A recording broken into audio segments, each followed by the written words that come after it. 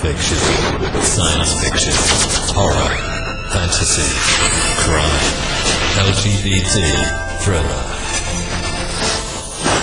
You have now entered the House of Mystery with your hosts, Eric Shapiro, David North Martino, John Copenhaver, and Al Warren. Heard on KCW 106.5 FM Los Angeles, 102.3 FM Riverside, and 105.0 AM Palm Springs. Welcome back into the House of Mystery, and I am Al Warren, back taking the reins after Mr. David Martino was driving the bus off the road yesterday. That's right. I avoided a crash, but barely. Yeah.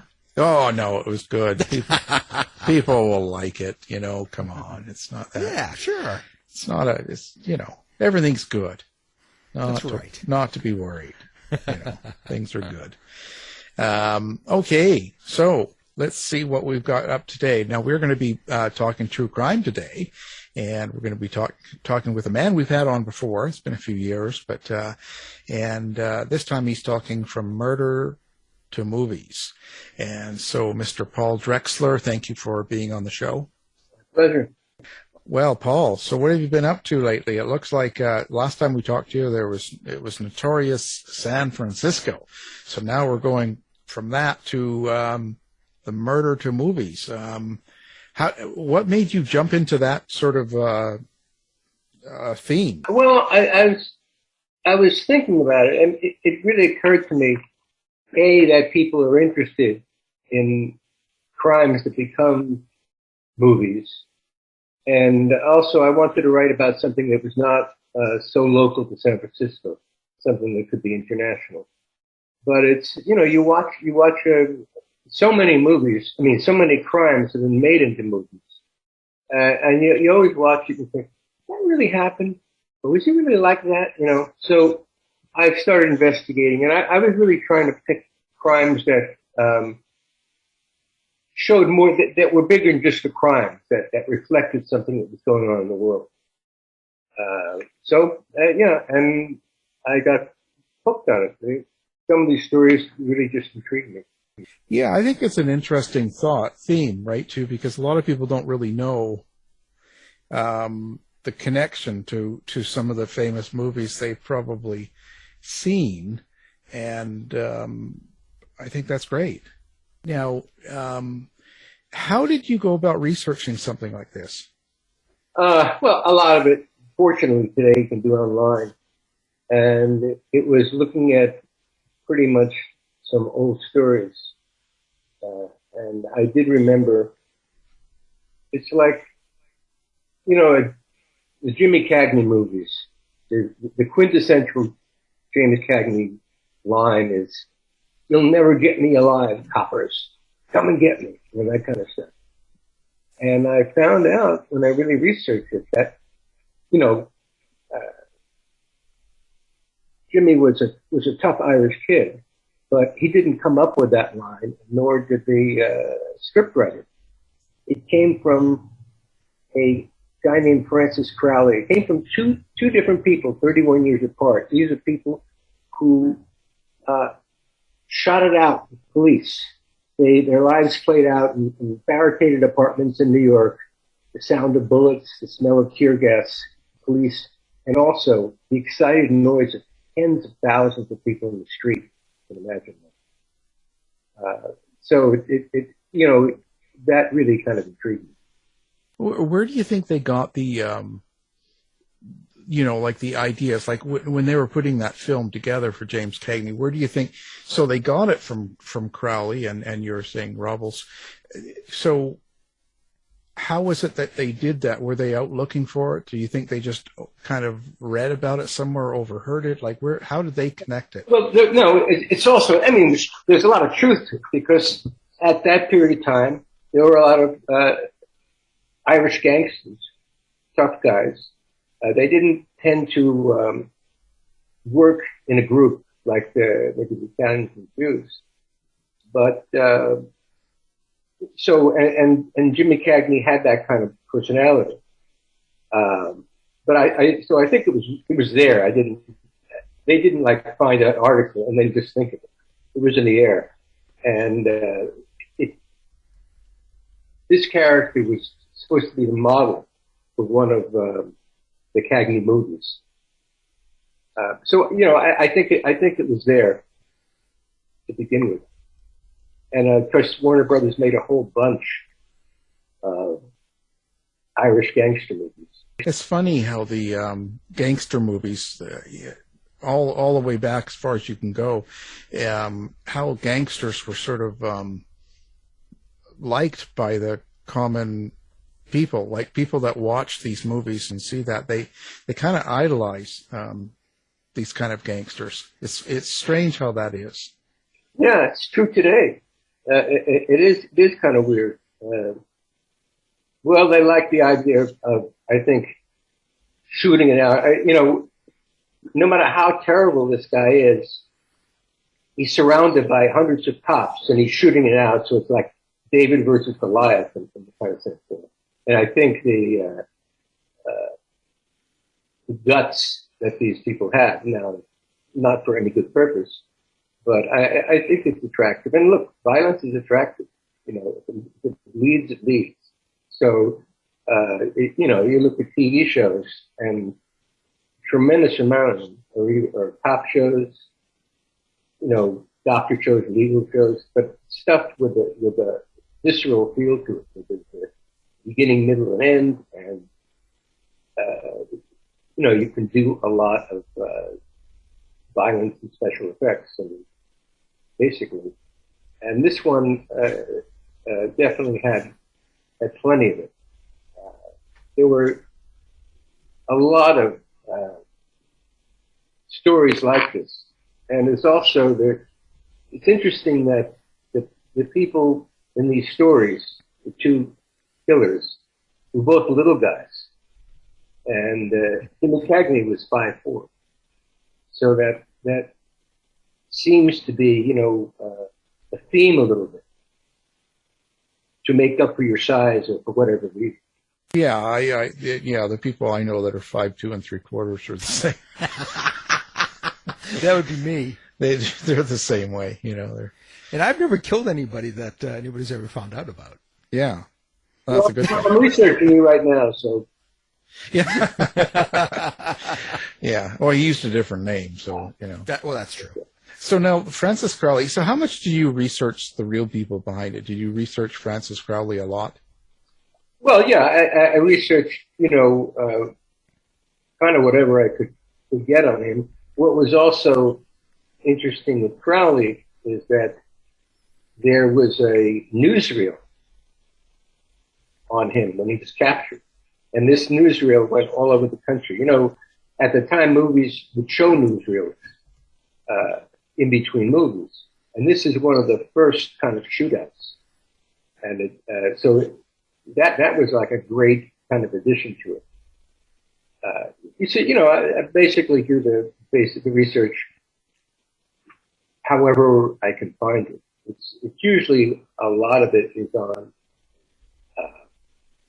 the internet, but I might find a link to something else. Often when I'm researching one crime, I read about another one and I get interested in that. So it's largely, at least to begin with, newspapers, old newspapers. And these were young people, too.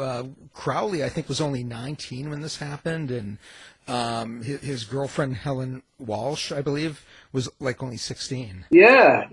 And people are worried about kids going wrong today. Go back in history. There's a lot of people like that. And he was like, I don't want to say he was programmed. It wasn't, but he had all the factors that could help make him the way he was. So he was born out of wedlock in 1913. His stepbrother, John, had been killed by police in 1925. So he was a Nixie fighter. A Nixie fighter is an obscure underworld term that goes back to gangs in St. Louis around 1900. But it's someone who likes to fight police, someone who hates police. And he was definitely one of them.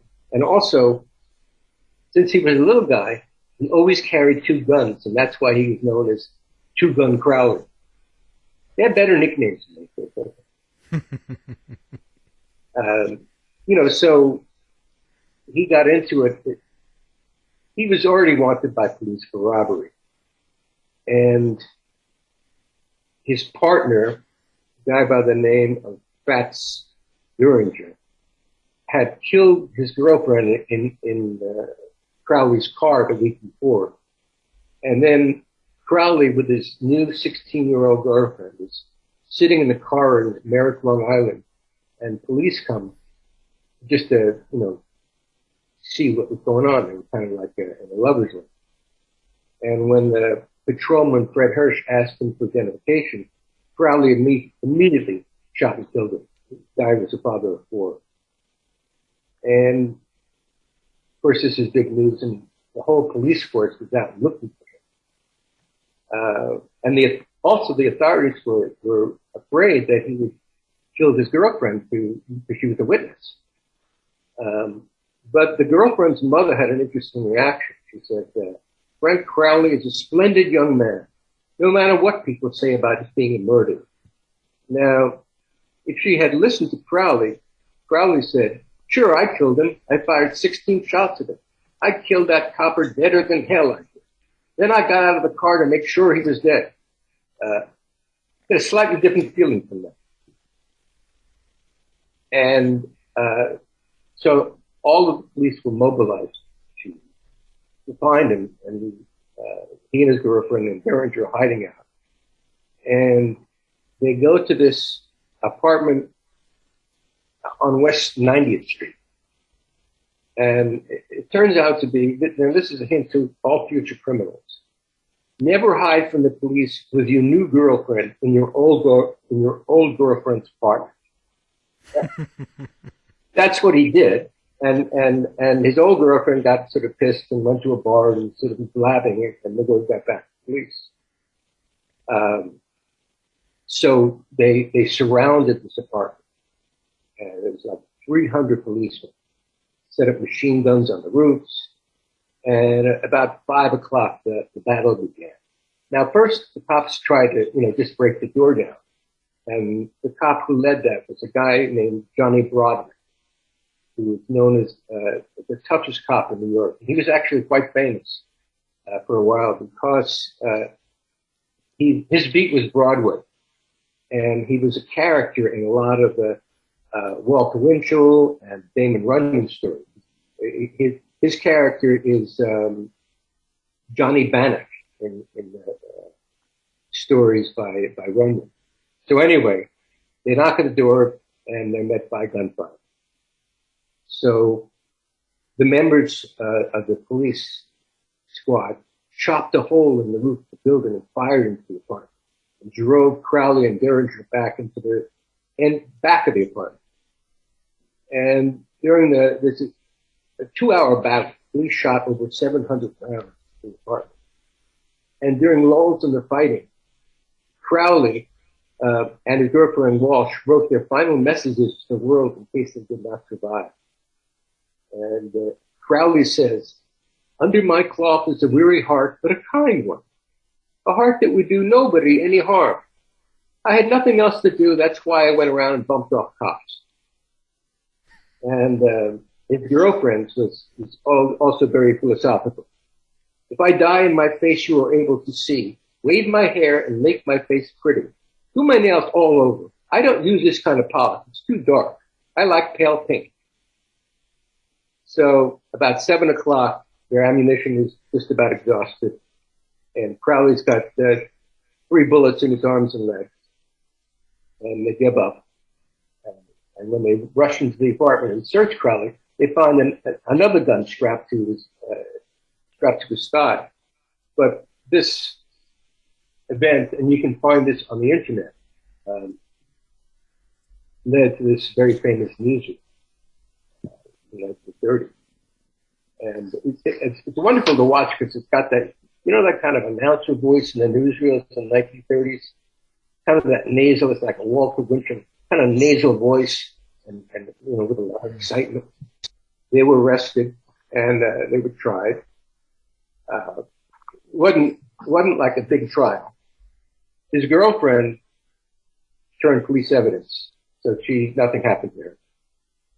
And they were convicted pretty quickly, and he was executed before his 21st birthday.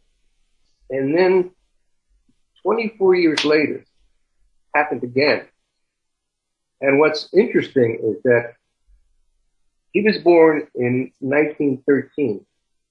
This other guy was also born in 1913. This shootout happened in 1955.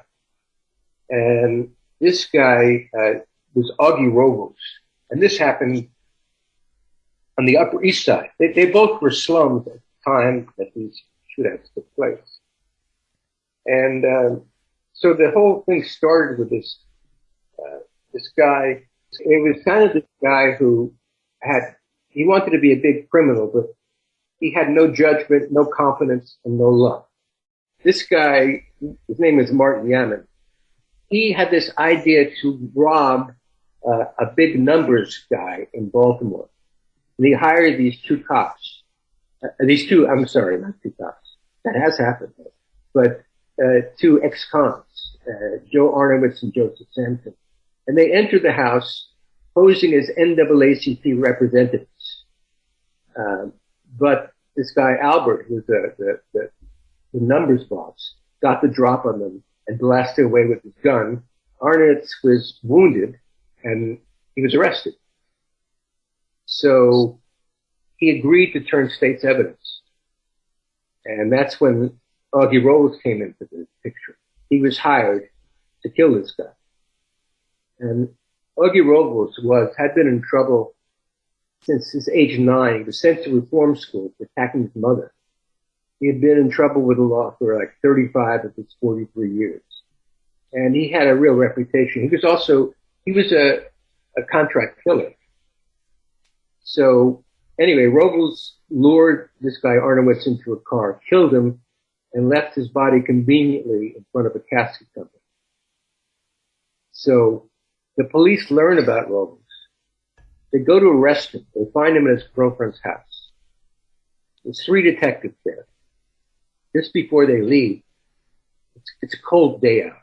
And Robles says, "Hey, can I, put my overcoat on?" They said, "Yeah." Well, he had a gun in his overcoat. He got a drop on the 3 detectives, and he took their guns, then earning the name 4-Gun Robles. So the police go back, and they're very sheepish, and they find a guy who knows him, a cop who knows him, who gives him a tip. Try this apartment. And so they try the apartment, knocks on the door, it says police. And Robles, who recognized the voice of the cop, says, "Oh, hello, Frank," and then fires his way out of the building. So they found where he was holed up on 112th Street. And there was 12 heavily armed detectives, 6 wearing bulletproof vests. They tried to crash it down, but were met with a hail of gunfire. 200 police with machine guns. So this thing took a couple of hours. And between volleys, Robles shouted, "You'll never take me alive." And after an hour, the detectives burst into the apartment and exchanged shots with Robles. And the cop ordered him to surrender. Robles said, "I'll think about it." And the gunfire continued, and Robles was dead. And Robles' story was the inspiration for a 1968 movie called Madigan, which starred Richard Widmark and Harry Gardino as detectives who had 72 hours to find the killer who had taken their guns. And, Augie's last stand became part of the neighborhood legend. All the kids are saying, "Come and get me, I'm Augie Robles." And but his influence had one more victim to claim, which was 4 years later, just a few blocks from the shootout. Police arrested Angel Roble, Augie's 19-year-old nephew, for killing an unarmed grocer. Angel told police that his uncle Augie told them how to shoot and told them the best targets are cops. Well, either they got killed, in gun battle, or they seemed to get. They sure didn't waste any time executing people, did they? No, they did not. It's true. It could be as quick as 3 or 4 months. Yeah, I think that's good in a way. Saves a lot of money and time, right? Well, it's good in a way, except that you're guaranteed that you will execute an innocent man.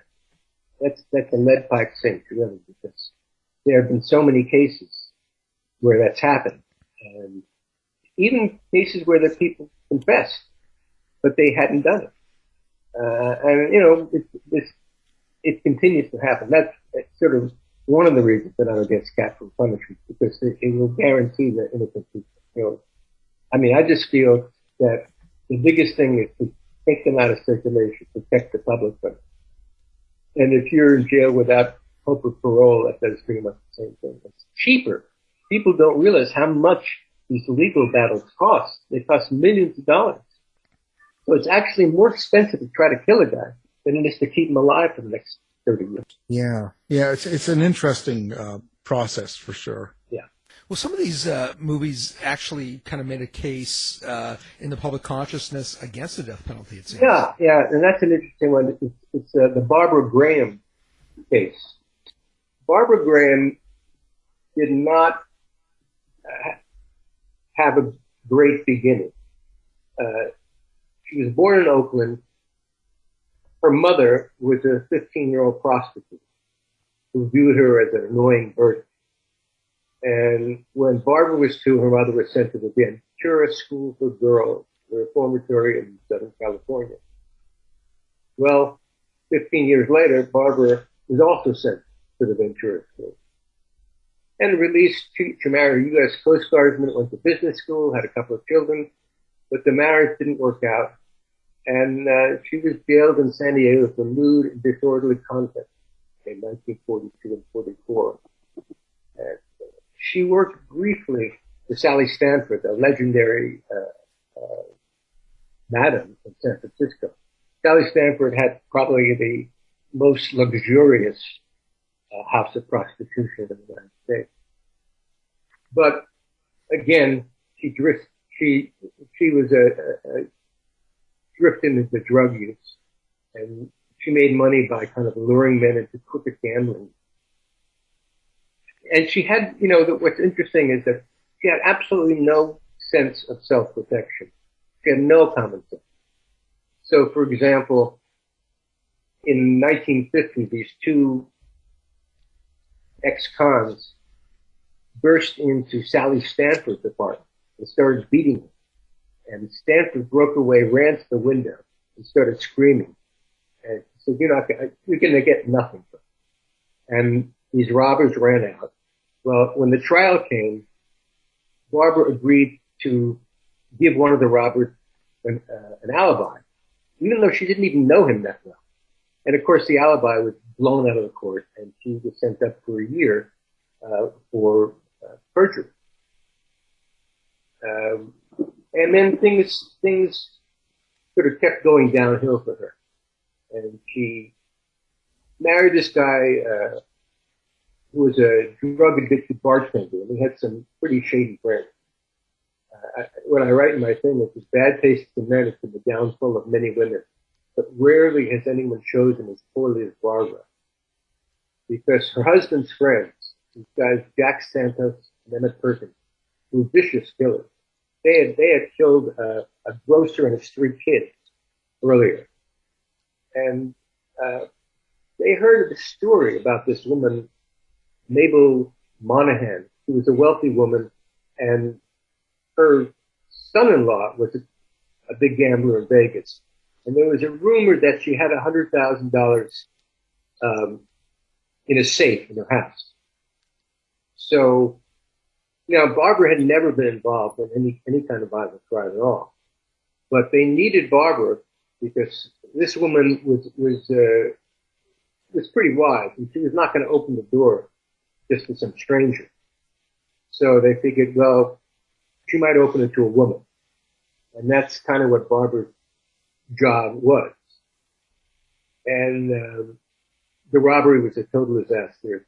There was no money in it, but they ended up killing the woman. And they arrested, one guy agreed to, the safecracker, who was not involved in any of the violence, had turned state's evidence, but these criminals found out about it, so they took him for a ride.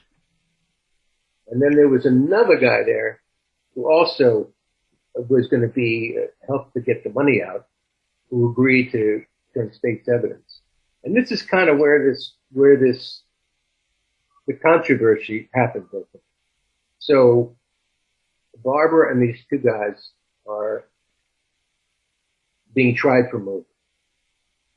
Their trial judge is this guy named Charles Frick, who sent more people to the gas chamber than any other judge in California. And, you know, a murder case really depends on a lot whose story the jury likes better. But Barbara was her worst enemy because, you know, you're on trial for murder. You're a woman on trial for murder. You're going to dress very conservatively. You're going to try to be, meek. She didn't do that. She dressed in tight clothes. She talked tough. She glared at the prosecution. And, you know, she had kind of internalized the criminal code with this don't tell, don't rat on someone. So the guy his name is John True, who's testifying against them, claimed that when the robbery was going on, that Barbara had beaten the woman over the head with a pistol. And the press started calling her bloody bags, and the name stuck. Also, she was pretty easy to manipulate, and they made a deal with one of the other prisoners who said she knew someone who could give who could give Barbara an alibi. The guy turned out to be an undercover cop. Now, this is something we couldn't really legally do today, but at that time we could. So anyway, there's the trial. They're all convicted. And after the conviction, there was a newspaper reporter for the San Francisco Examiner. His name was Ed Montgomery. He'd won the Pulitzer Prize. He had actually found a body that the police were looking for in another crime. But he started corresponding with her.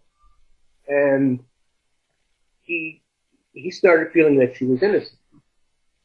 Now, when she was executed, this is like, as she gets into the gas chamber, the prison guard says, take deep breaths, it's easier. And he says, how would you know?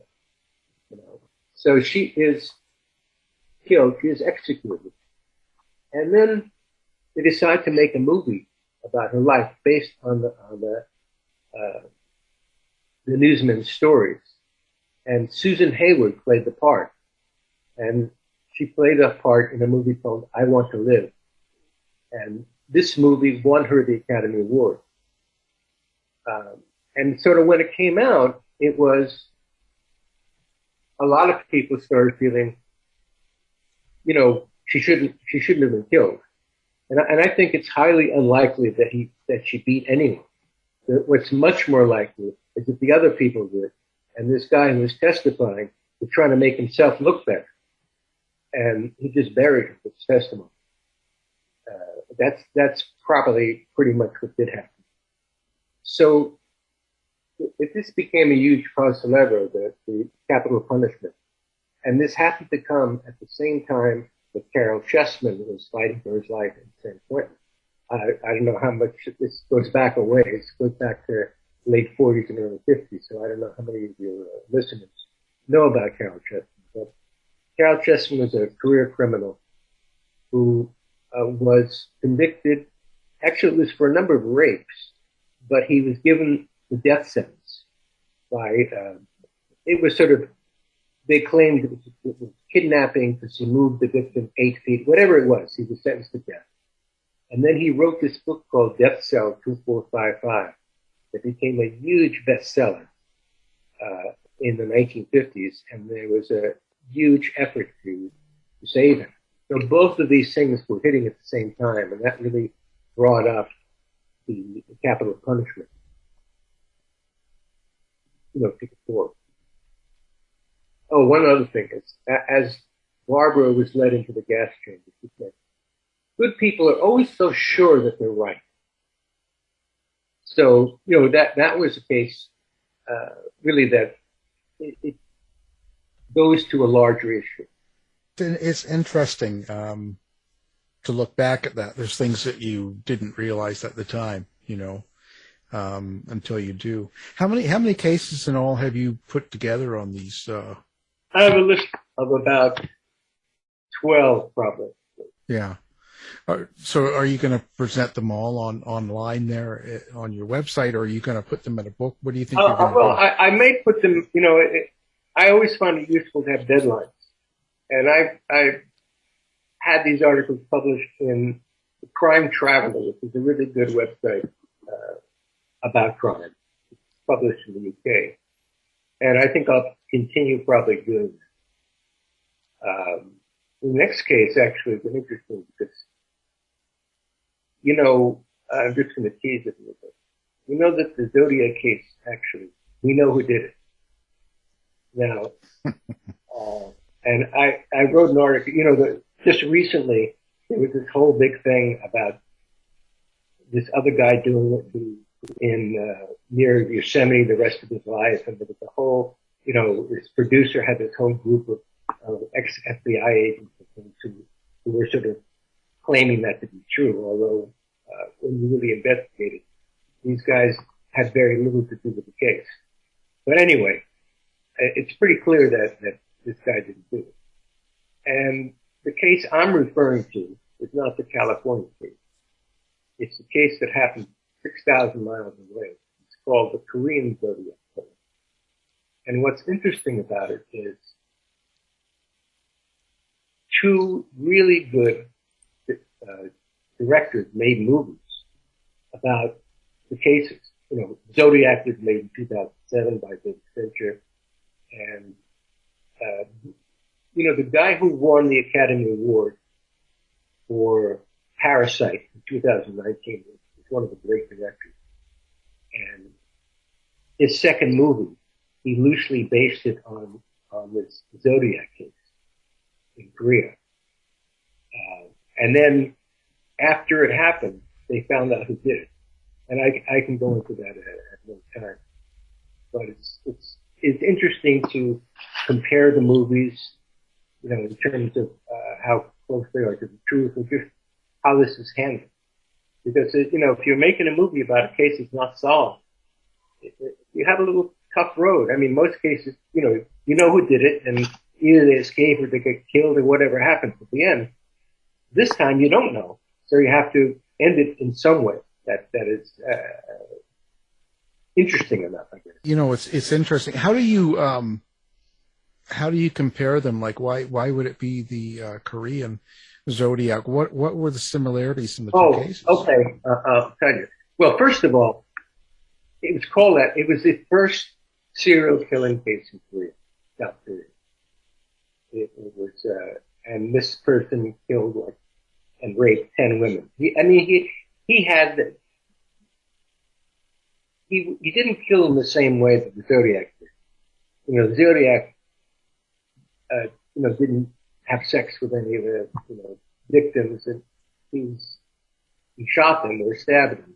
This guy would strangle them, and he had sort of a way of doing it that was his modus operandi, I guess you could call it. And so he went up to like 10 people. What's similar about it is they were huge cases, and literally thousands of people were interviewed, grilled, try to find out who did it. So that's why I didn't name it, but it is called the Zodiac case because of the original. You know, there's a one in New York also, the New York Zodiac. I'm glad to see the original San Francisco Zodiac is much. Yeah. Yeah. So what do you got next? Like, what's coming up after all this? Like, what do you got planned in the works now? Well, just I think a series, a series of these stories and a book. I'm going to be in London in a couple of months. There is a thing called CrimeCon, which is right. An interesting, very interesting idea. I was at an earlier one. Basically, it's people who are into true crime. It turns out to be about 60 to 70% women.